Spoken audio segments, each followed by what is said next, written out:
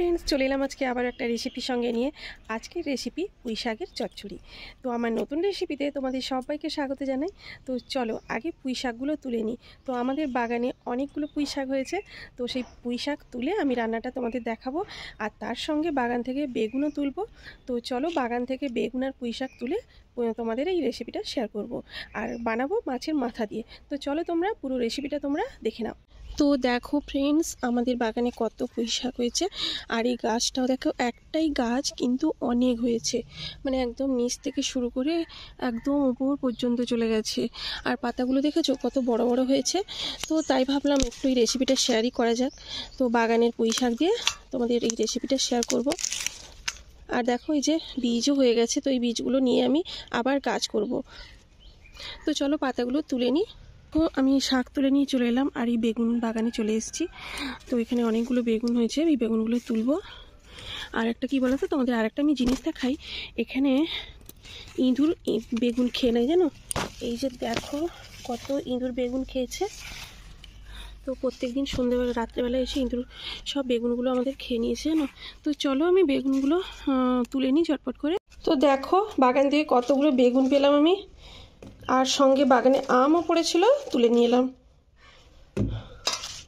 তো শাকও কিন্তু অনেকটাই পেয়েছি, একটা গাছে কতগুলো শাক হয়েছিল দেখো, মানে একটা বেলার তরকারির জন্য হয়ে গেছে। তো চলো এবারে শাকগুলোকে কিন্তু আমি ভালো করে ধুয়ে নেব, কারণ একটু বালিটালি লেগে আছে। তো চলো শাকগুলো কেটে কুটে তারপরে তোমাদের রেসিপিটা শেয়ার করছি। এটাকে ভালো করে ধুয়ে তাকে ছোট ছোট করে কেটে আলাদাভাবে সেদ্ধ করতে বসিয়ে দিয়েছি। সামান্য একটু লবণ আর হলুদ দিয়ে আর একটু সামান্য জল দিয়ে দিচ্ছি। শাকটাকে কিন্তু ভালোভাবে সেদ্ধ করতে হবে। আর এখানে দেখো মাছের মাথাগুলোকেও ভেজে নিচ্ছি আমি। তো লবণ আর হলুদ মাখিয়ে মাছটাকে ভেজে নিচ্ছি মাথাগুলোকে।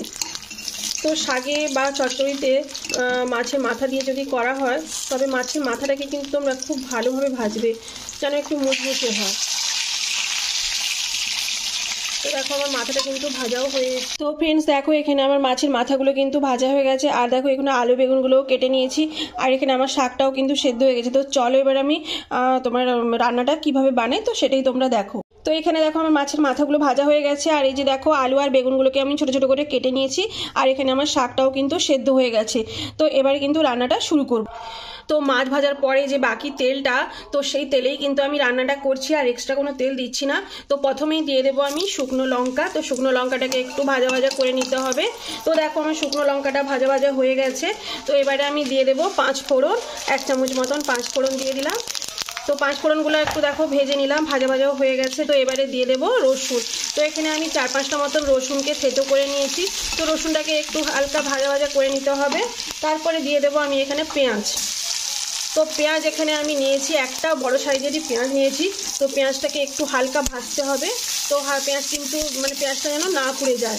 তো দেখো আমার এখানে ভাজা ভাজা হয়ে গেছে, তো আর কিন্তু ভাজবো না। তো এবারে আমি প্রথমেই দিয়ে দেবো আলু। তো আলুটাকে কিন্তু পেঁয়াজের সঙ্গে একটু ভালো করে ভেজে নিতে হবে। সবজিগুলো কিন্তু ভাজা ভাজা হয়ে গেছে। তো দেখো সুন্দরভাবে ভেজে গেছে। তো এবারে দিয়ে দিচ্ছি আমি হলুদের গুঁড়ো, লঙ্কার গুঁড়ো আর স্বাদ অনুযায়ী লবণ। তো দিয়ে আবারও একটু নেড়ে দিতে হবে। তো তারপরে দিয়ে দেবো আমি মাছের মাথা। তো মাছের মাথাগুলোকে আমি একটু ভেঙে নিয়েছি। তো মাছের মাথাটা দিয়ে কিন্তু সবজির সঙ্গে একটু কষে নিতে হবে। তো মাথাটা কিন্তু সবজির সঙ্গে কষে নিয়েছি। এবারে এর মধ্যে দিয়ে দেবো একটু সর্ষের বাটা। তো আমি এখানে 2 চামচ সর্ষেকে বেটে নিয়েছি। তো পুঁই শাকের চচ্চড়িতে একটু সর্ষের বাটা দিলে কিন্তু খুব ভালো লাগে।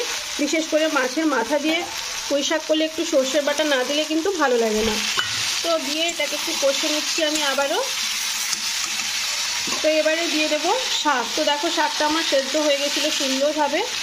তো শাকটা দিয়ে পুরো সবজির সঙ্গে কিন্তু ওপর নিচ করে নাড়াচাড়া করতে হবে।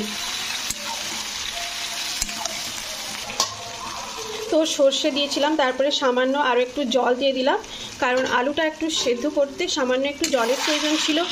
আর একটু নাড়াচাড়া করে দিলাম। তো এবার একটু স্লো আঁচে আমি বসিয়ে দেবো।